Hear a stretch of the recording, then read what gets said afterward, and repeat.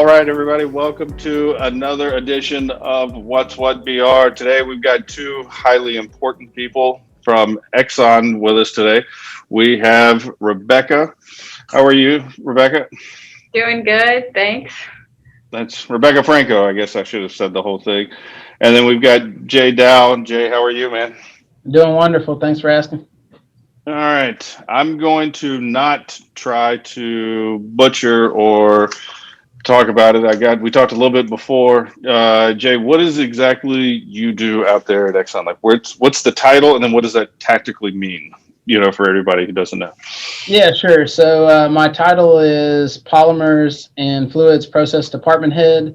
What that means is I'm a manager over a team that manages the operations of several of the units here in the Baton Rouge chemical plant for Exxonmobil. So we're the people turning the valves and controlling the computers, managing the chemical reactions, trying to make everything on spec safely without any detrimental impact to the environment, and get it on to our customers who need it.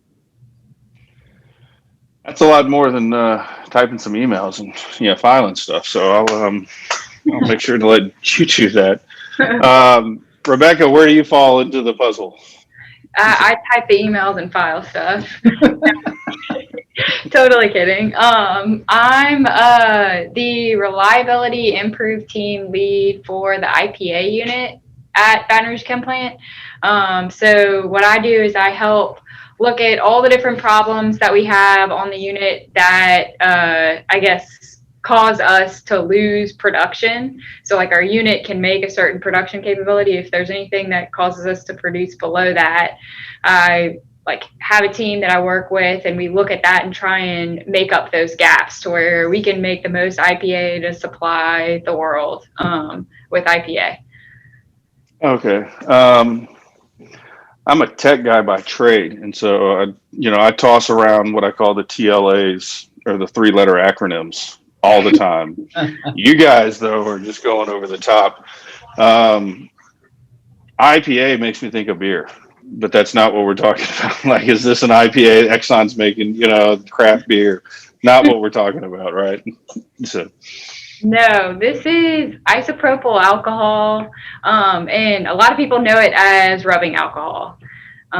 So super commonly used in hospitals and to sanitize things. It's used in a lot of hand sanitizers. So that's, probably where you've heard it other than at the local breweries. Yeah, you got the fancy name for it. Rubbing alcohol seems to work a lot better in my mind and for everybody else. And so I guess I had no idea that ExxonMobil here in Baton Rouge, you guys are making an incredible amount of this stuff, right? Or have you always made it, or did y'all adapt and start making it? So I'm always picturing ExxonMobil is fuel. That's my mind immediately goes, and I think that's where most people's mind goes to, it's gasoline. We've got a byproduct. Let's make some diesel, that kind of stuff. Have you always made this? We have a chem plant at the Baton Rouge facility that's north of downtown. And we make a number of different products at the chem plant. And the rubbing alcohol unit was actually the first chemical plant unit at the Baton Rouge facility. So we've made it for quite a while. Yeah, it's interesting. A lot of people, they always think about the fuels and lubricants because most people, that's what they'll buy that kind of has our name on it. But Exxon, the chemical company, is one of the largest chemical companies in the world by any way you would measure it, whether that be, volume, revenue, profitability. So as a part of ExxonMobil Corporation, the chemical company is, for its scale against other chemical companies, quite large. Is this multiple sites? Is this one big, property where everything is? The thing stretched out, geographically frame this, I guess, for everybody around who doesn't know. Okay. So in Baton Rouge, we actually have 5 different locations. The location where the, I guess, IPA plant is in the main location, which is like probably where everyone like thinks of Exxon in their head. There's one big complex that's north of downtown that houses the refinery and the chem plant. And we actually have another, I guess, 2 north plants, BRPO, which is a polyolefins plant, and BRPP, which is a plastics plant. And both of those are north of the big complex. And then we have another facility across the river called Port Allen's Lubricants plant. And they make like things like Mobil 1 that would go into your car. Or they help package. Gotcha. Yeah. So, going through this stuff, you guys have been, there's an incredible amount. I was just looking at some notes here on my other screen, total, donated over 160,000 gallons to first responders, hospitals, military, education, school systems, LSU Southern, all different nonprofits, organizations. Has this been, Jay, from your side, has this just been, kind of status quo? We're going to keep making it? Or is this, no, we need to make a lot more of it? And then Rebecca's team, you're getting in there trying to figure out how to make this more efficient. Yeah, if we go back to the summer, it really hit us pretty quickly, the increase in demand. And so it was rather fun and exciting to be a part of the team of trying to respond to that challenge. Anytime there's a large increase in demand, and especially going through something like a public health crisis where your products are really needed, the criticality also increases. So you've got increased criticality, and you've also have increased demand, which is, it's fun to be a part of that in the sense of being able to help and provide a solution. And so, back to your question, I mean, we're here to provide whatever society needs, up to the capabilities that we have. And should the need exceed our, capabilities, we always evaluate opportunities to grow bigger.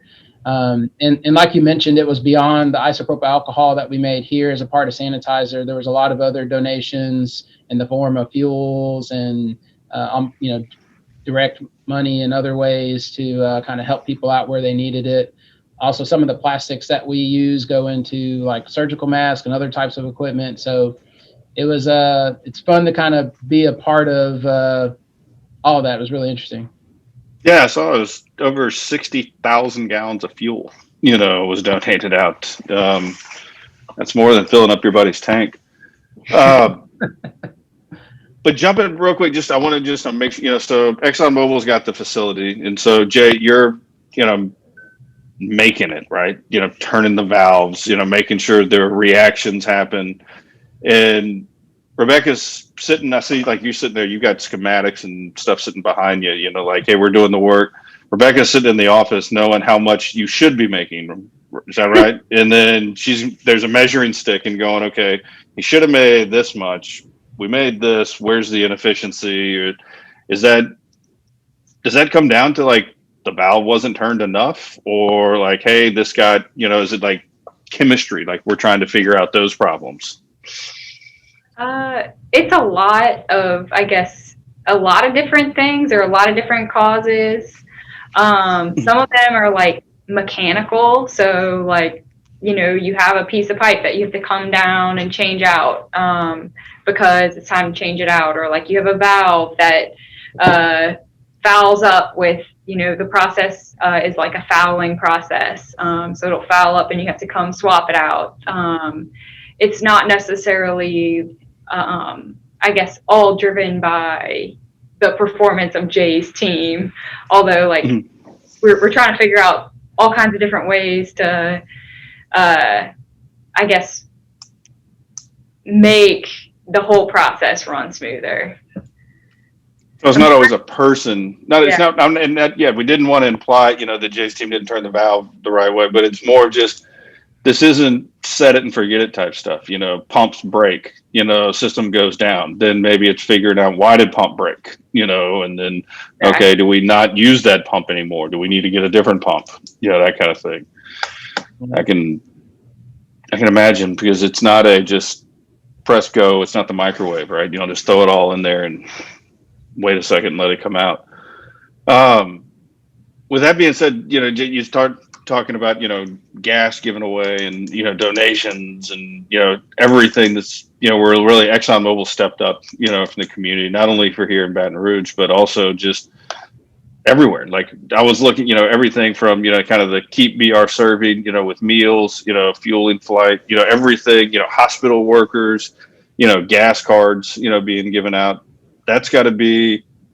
Do y'all feel that on the inside? You guys are from my point of view, kind of in the trenches of, like, we're making it, and these are big things that Exxon's doing. But as a company, do y'all feel that internally that, like, hey, we're part of that as well?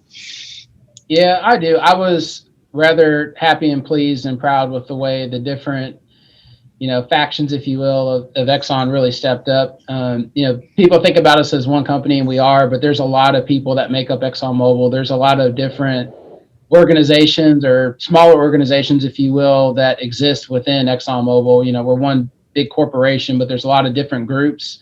And it was nice to see all the different groups with their different level of expertise respond in the way that they could to help, provide assistance and aid wherever we could. So in our particular case, it was making rubbing alcohol that went into some hand sanitizer that we decided to make, and also shipping out to other some of our customers and other folks who wanted to make hand sanitizer. But not everybody is involved in that part of the organization. Some people, like as you mentioned, are involved in fuels, and so they stepped up in that regard. So it was really interesting. I mean, you could really see that everybody saw that there was a need and wanted to provide assistance wherever we could. And there was a strong push for it. And basically any skill or product that we had to provide where we knew there was a need, we tried to the best of our ability to try to meet that where we could. Yeah, I think I even read y'all were doing PPE, or personal protective, equipment. That wasn't a normal process, but I think some people had kind of found a way to re-engineer, make some things happen to pull that together. Does anybody know anything more on how that came about? Go ahead, Rebecca. I know of one effort, just because I was a little bit involved in it through LSU, but there was an LSU professor who reached out to Exxon to ask for help with recommendations on what could potentially be used as like alternatives to some of the materials that they couldn't get. And we were actually, it was kind of cool because we were able to actually hook them up with some of like the people from Exxon who make the materials that they didn't have enough of, to where they could get those fabrics to make the masks that they needed. They didn't have to find a substitute. But that was one way we got connected through LSU. And Jay probably can speak to some more efforts other than that one. But that's the one that I was, I guess, the most involved in. You got anything, Jay? Yeah, I heard of a lot of, I would say, different things similar to like what Rebecca mentioned. It was a lot of folks just, doing whatever they could. I think one of the incidents that comes to, or not incidents, but one of the activities that comes to mind was around the hand sanitizer, because that's actually a product that we pre-COVID didn't make for Exxon. We make the isopropyl alcohol, which is a main component of hand sanitizer, but we didn't actually make the hand sanitizer itself. And that all started with just a bunch of folks on a text chain thinking through what we could do. And somebody said, well, we could make hand sanitizer. And, the first response is like, well, we don't really do that. And then the more we started discussing it, we found a way. We said, well, we could repurpose this piece of equipment that we're not currently using. And well, we could find a way to, get a stream off the isopropyl alcohol unit that could supply it. And we worked with some of our suppliers. And before you knew it, we found a way to make hand sanitizer. And then it was like, well, hey, we don't really have a way to bottle this stuff, because we were doing it in like really bulk, large packaging, because that's typically what we deal with.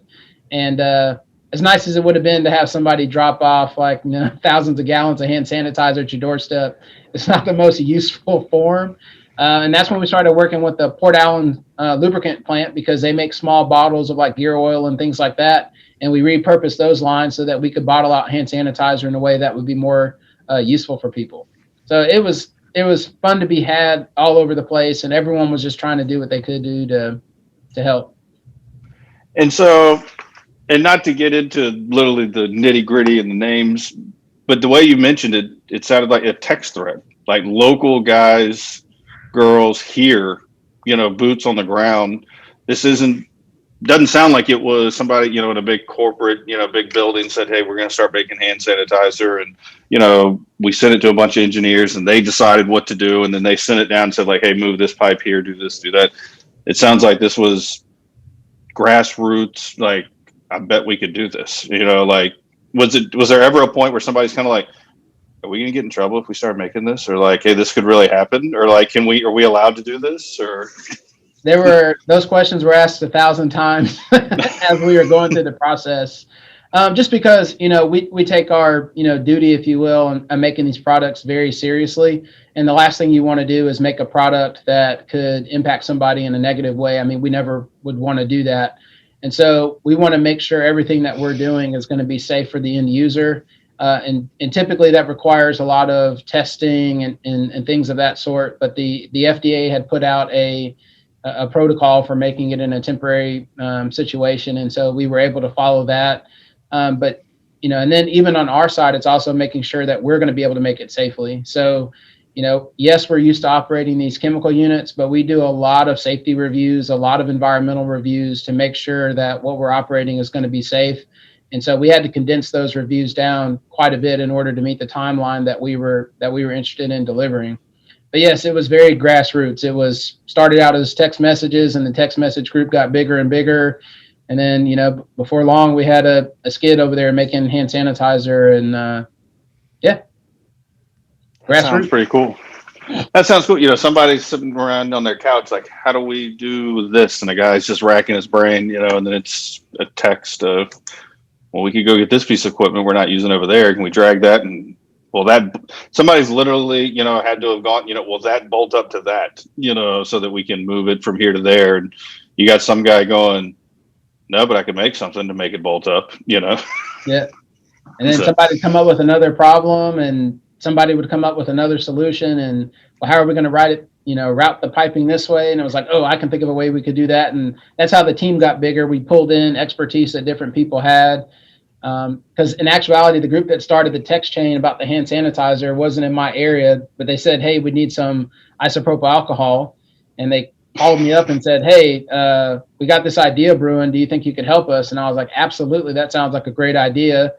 And through some of my previous assignments, I knew people at our headquarters group that could help us out with some of the product stewardship and regulatory issues that come with making a pharmaceutical product, even though it was, you know, relaxed timeline and efficacy required because of the FDA temporary policy. We still needed to make sure that we went through all that stuff and we're doing the right things the right way. You know, we take that very seriously here at Exxon. And so that's how I got involved, and ended up calling on old colleagues back in Houston to say, hey, we're trying to do this very quickly. Can you help us out? Fortunately, I hadn't burned too many bridges, and they were willing to help. And yeah, the rest is a bit of history at this point. That's crazy. And so are you guys still making it now, or we got enough? Yeah. So currently not making it now. And our understanding is that everybody who needs it has it, but we still have the capability should the need come back up. But we're still making a lot of the isopropyl alcohol. So we're still feeding that to the folks who are making, or traditionally pre-COVID, making hand sanitizer. And since that's kind of their core business, we wanted to make sure that we kept them flush with material. But it was certainly back in the summertime where the demand far exceeded the supply at that time. But of course, people have been ramping up to make more hand sanitizer, and it's more efficient for the market if we pass it that way. But certainly we still have the capability if it's there. That's really cool. So, you know, when you put all this, you know, together, I was reading, you know, we've talked about, you know, gas cards and, you know, meals. And one of the things I was reading, I don't know who knew more, you know, about it, but these MiFis, you know, for, you know, internet for, you know, kids when they were working at home. It seemed like there was a bunch of kids that didn't have, you know, internet or access to internet. And, you know, Exxon was literally handing out, you know, MiFi, you know, here's how you can get online. You know, here's how you can do your school remotely. That's, you wouldn't ever, I never would have connected the dots or even thought that that'd been something that, you know, Exxon would be doing.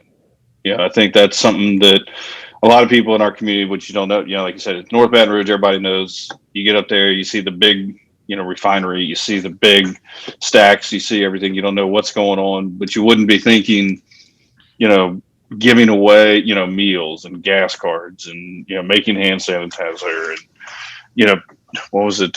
We say 160,000 gallons, this stuff. That's a lot. Yeah, So, quite a bit. so what is it? So how are things normal, like, today, for you guys? Is it kind of getting back to a little bit of normal, making the same, levels, I guess, of things? Or is it, hey, we're just, kind of trucking along and every day is a little bit of a different day? I mean, I've been here for a year and a half. I would say it's certainly above normal for me. I mean, it's been very hectic. And one of the reasons that I asked Rebecca to come help us out is because the demand was there and we needed to try to eke out every pound that we could.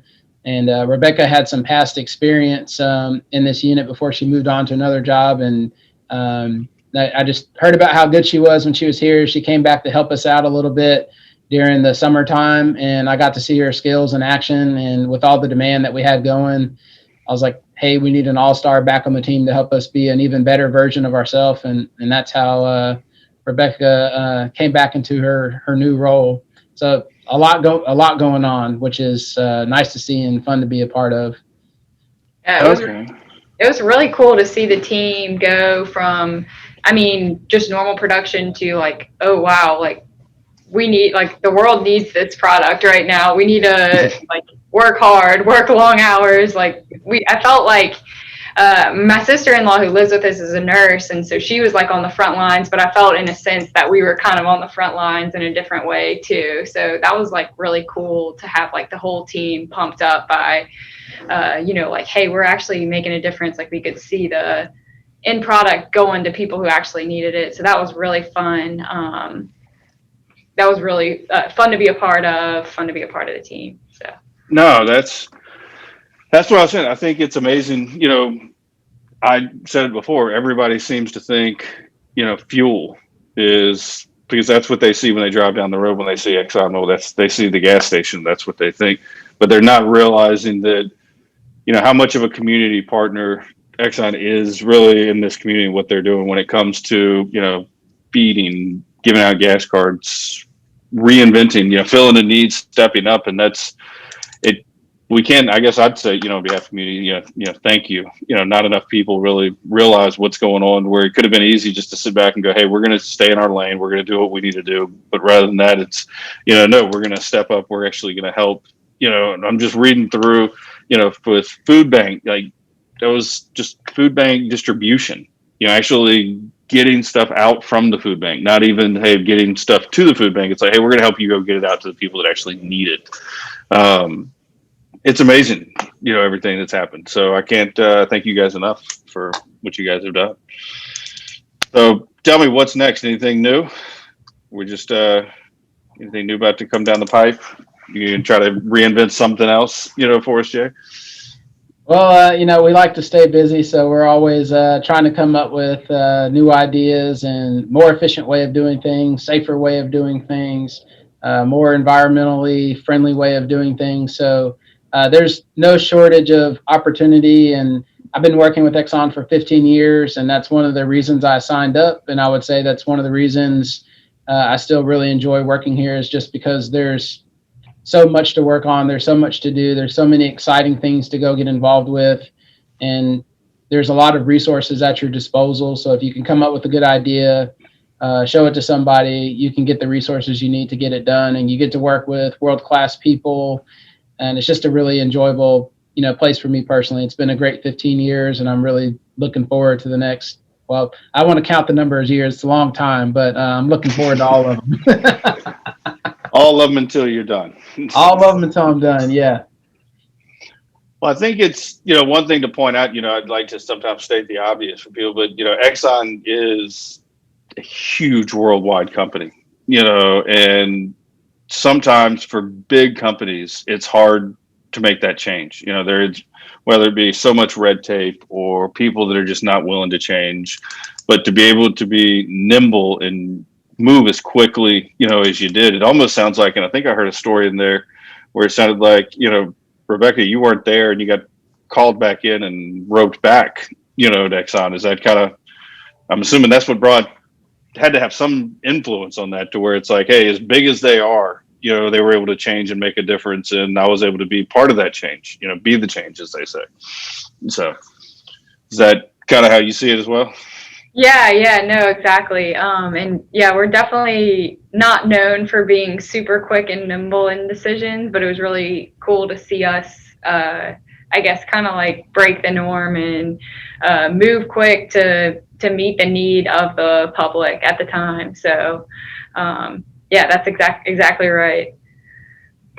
Well, I thank y'all for taking some time and filling me in, educating me on a little bit of, how this works. And then hopefully everybody can find out, more, that Exxon is more than just what goes in your tank, and that you guys are there to help across the board, and maybe it inspires somebody to want to go, pick up, and carry a torch over at Exxon, with you guys. Maybe they'll come and help. So I appreciate everything you guys are doing for the community. It's eye-opening. I had no idea. When I read the notes for today, I was kind of shocked at everything that was, that was being done, a lot more than what a lot of people probably ever had any idea. So with that said, I can let, as I always tell people, there's a lot better things that you can be doing with your time than sitting here talking with me. So I will let you get back to your days. Thanks for having us on. Yeah, thanks. Absolutely. All right. Well, y'all have a good day. And again, thank you. You too. Bye. Bye. Bye.